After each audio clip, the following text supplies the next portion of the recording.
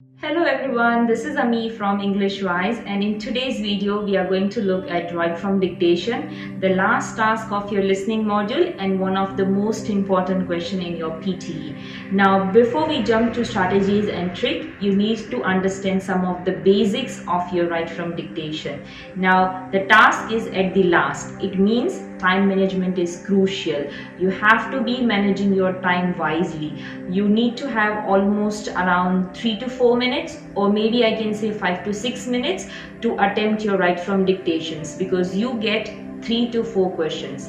Now the good thing about your dictation is that it is an integrated scoring, means you get points in listening as well as into your writing. So even after writing good summaries and essay, you feel that you are not getting your desired scores either in listening and writing module, then dictation is the cause of not getting your scores. So you have to focus on dictations. Now let's start with the strategies and tricks. What you need to do when you listen to the audio or when you listen to the sentence. The first thing is get ready with your notepad, because straight away typing into your answer box is not the ideal approach towards your dictation. Always go for notes. Either you can go with the initials where you just write the first letter of each word, or else you can prefer to go with writing the entire sentence. In both the cases, you are on a safer side to get maximum scores. Why? Because when you straight away type into your answer box, all your mind is working towards typing the answer. But when you take notes, then you are just focusing on your sentence. So the very basic thing or very basic strategy is that you need to understand the sentence and then you write it down onto your notepad. Now in both the cases, whether it's your initial writing or you go with the entire words, you need to memorize your sentence and keep repeating again and again so that you don't miss out on any of the important words. Why I'm highlighting these things? Because you get 1 point for each word spelled correctly. So let's say you are getting 3 to 4 questions in your exam, then you get almost 30 to 40 points, not towards your only listening but towards your writing as well. So this is the reason that we work on not missing out on any single words. So that was the first strategy, very basic thing, to take the notes. Now how do you write the words, or how do you write your answer into the answer box? So the first thing is that you have to make your first letter capital. The starting of your sentence, the first letter should be capital, and there has to be a full stop at the end of your sentence. It's a mandatory part. Now of course when you don't do those things, you don't lose points towards your writing, but grammatically it's an error. So always your first letter should be capital, the starting of your sentence, and there has to be a full stop at the end, and then you have to write your sentence. Now while you are writing your sentence, you have to check few things.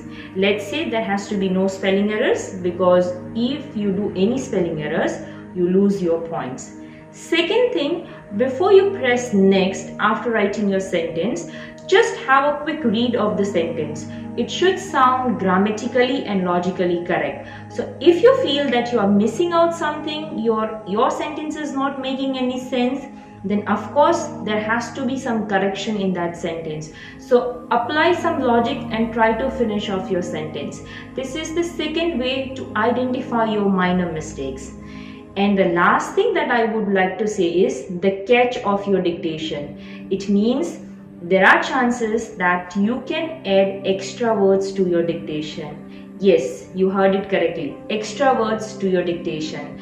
Most of the students have that doubt that can we add extra words? How many words should I be adding it? Whether it's going to impact my listening score or whether it's going to impact my writing scores. So all the questions that you are getting it into your mind, the answer is yes, you can add the extra words, but it's not going to impact into your listening and into your writing module.